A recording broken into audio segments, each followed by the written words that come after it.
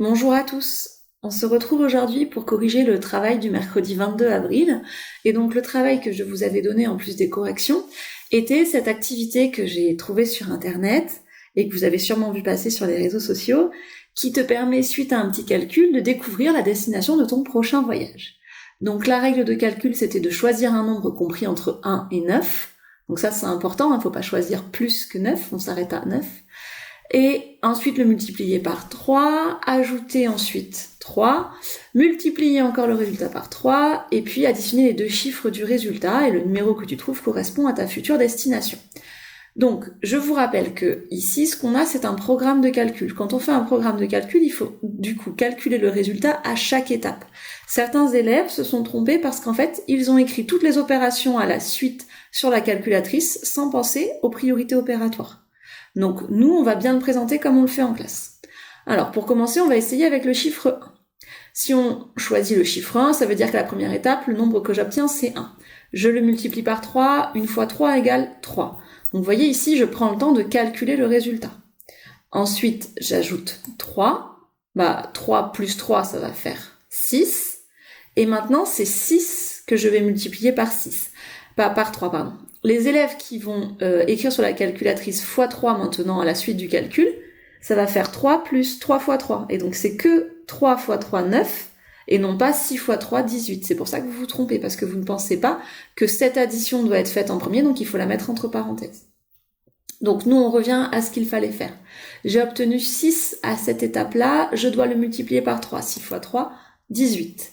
À la dernière étape, on me demande d'additionner les deux chiffres du résultat. Donc 18, c'est 1 plus 8, ça fait 9. Du coup, quand je cherche dans la liste des destinations, eh bien ma destination, c'est à la maison, malheureusement. Je vais essayer avec un autre chiffre, par exemple le chiffre 2. Donc je choisis le nombre 2, je le multiplie par 3. 2 fois 3, 6. Au résultat, donc à 6, j'ajoute 3. 6 plus 3, 9. Le résultat 9, je le multiplie par 3. 9 fois 3, 27. Et maintenant, j'ajoute les deux chiffres. Donc les deux chiffres de 27, c'est 2 plus 7 et c'est égal à 9. Et donc ma destination est encore à la maison. Bon, vous l'aurez compris, en fait, cette petite activité, elle est truquée. Et quoi qu'il arrive, à chaque fois que vous allez choisir un nombre, vous allez obtenir 9. Je vous mets ici tous les calculs détaillés, quel que soit le chiffre que vous choisissez, compris entre 1 et 9, vous arrivez toujours au résultat 9. Alors, ce genre d'activité, ça existe sous plein de formes. Là, c'était par rapport au confinement, mais il y a plein d'autres contextes possibles. Et en fait, pour élaborer une activité comme ça, les personnes se sont servies du calcul littéral. Parce que je vous rappelle que quand on veut démontrer quelque chose qui marche, quel que soit le nombre, il faut essayer avec le nombre x. D'accord ? Donc c'est ce qu'on va faire maintenant. Donc la deuxième partie de la vidéo qui commence maintenant n'est pas à destination des élèves qui s'orientent vers la seconde professionnelle. C'est plus pour les élèves qui s'orientent vers une seconde générale et technologique où le calcul littéral doit être vraiment bien maîtrisé. C'est parti. Donc on essaye avec x. Je choisis un nombre, je choisis x. Je vais le multiplier par 3. Donc ça va être 3 fois x, et je vous rappelle que 3 fois x, la multiplication, nous ne sommes plus obligés de l'écrire, elle y est toujours, mais le signe fois peut disparaître, et on peut l'écrire 3x. 3x, je vais lui ajouter 3, donc ça va faire 3x plus 3. Beaucoup d'élèves se sont trompés à cette étape. Ici, ils m'ont marqué égal 6x. Je suis désolée, mais là j'ai des x, là j'ai un nombre seul, je ne peux pas les ajouter, d'accord ? Éventuellement, ce que je peux faire ici, c'est factoriser. Le 3 est en commun et ça va faire 3 facteurs de x plus 1, mais c'est pas du tout ce que je cherche à faire pour le moment. Donc ici, 3x plus 3, vous ne pouvez pas réduire cette expression. Elle est déjà réduite au maximum. Donc maintenant, cette expression-là, je dois la multiplier par 3. Alors attention, c'est le même problème que tout à l'heure. Si je mets un x3 à la suite, il n'y a que ce 3-là qui sera multiplié et pas toute l'expression. Donc je vous rappelle que quand on veut dire que toute l'expression doit être multipliée, je mets des parenthèses. Donc je vais écrire 3x plus 3 fois 3. Et maintenant, je vais arriver à l'étape où j'additionne les deux chiffres du résultat. Mais sauf qu'en fait, là, je n'ai pas de résultat. Donc ça ne va pas être possible comme ça. Il va falloir essayer de réfléchir un petit peu plus. Nous, ce qu'on veut montrer, c'est que quoi qu'il arrive, à la fin, j'obtiens 9. Donc, on va, cette expression littérale ici, la modifier un petit peu. Donc, je vais la prendre, et puis ce que je vois, c'est que je vais pouvoir distribuer, développer mon expression. Le 3 fois, je vais le distribuer avec chacun des termes. Donc, je vais avoir 3 fois x plus 3 fois 3. Je vous rappelle que les multiplications sont prioritaires, donc je vais calculer chaque produit. 3 fois 3x, eh bien je multiplie le nombre entre eux, ça fait 9x, plus 3 fois 3, 9. 9x plus 9.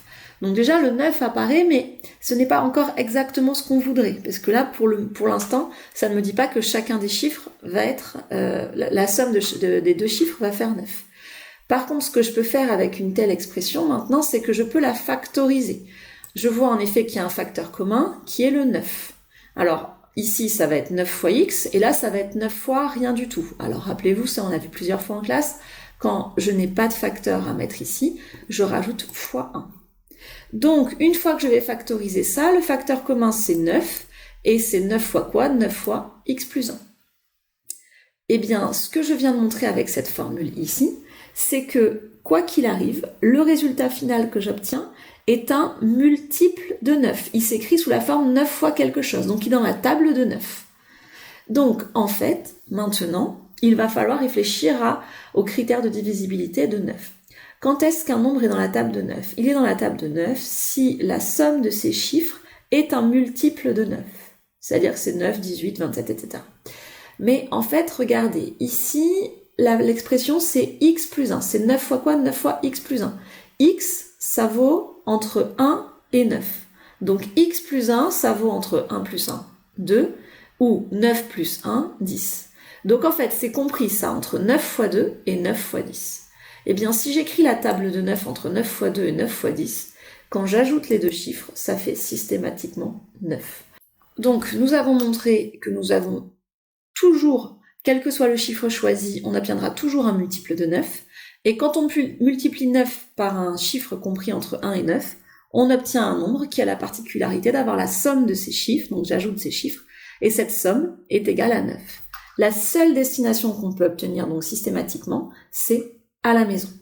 Donc cette petite activité, c'était pour réactiver avec vous le calcul littéral.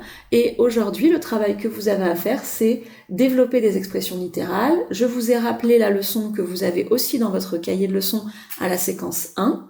Et nous allons, la semaine prochaine, travailler aussi sur la factorisation. Les prochaines séances vont être consacrées au calcul littéral, car je vous l'ai expliqué, c'est ce que nous demandent les professeurs de lycée pour que vous puissiez réussir au mieux votre entrée en seconde. Voilà, à la semaine prochaine.